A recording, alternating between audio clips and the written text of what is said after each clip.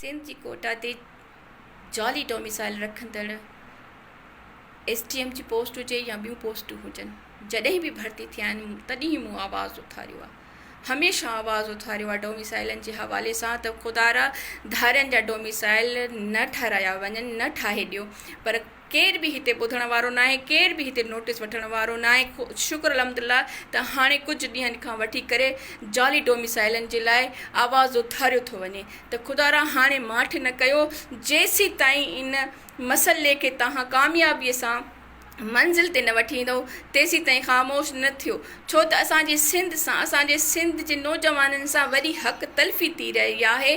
जॾहिं त ॿियनि सूबनि जा असांजे सिंध मां हज़ारनि जी तादाद सां जाली डोमिसाइल ठाहिया वञनि था ऐं उन जे करे ई वफ़ाक़ हुजे या सिंध सूबो हुजे, अध खां घणियूं नौकिरियूं जेके आहिनि से ॿियनि सूबनि में हली वञनि थियूं ऐं असांजो सिंध जो जेको पढ़ियो लिखियो तबिको नौजवान आहे उहो बेरोज़गार थी थो वञे, उन्हनि जी हक़ तलफ़ी थिए थी ऐं उन बेरोज़गारीअ जे सबबु केतिरा ई असांजे सिंध जा नौजवान ख़ुदकशियूं करण ते मजबूर आहिनि। सो ख़ुदारा उथो ऐं पंहिंजे हक़नि जे लाइ आवाज़ु उथारियो। जेके बि इन कुदे कम में शामिल आहिनि, मुलविस आहिनि, चाहे उहे सरकारी कामोरा छो न हुजनि, सियासी ब्यूरोक्रेसी छो न हुजे या वञी सियासी नुमाइंदा छो न हुजनि, जेके बि इन कुदे अमल में शामिल आहिनि उन्हनि जे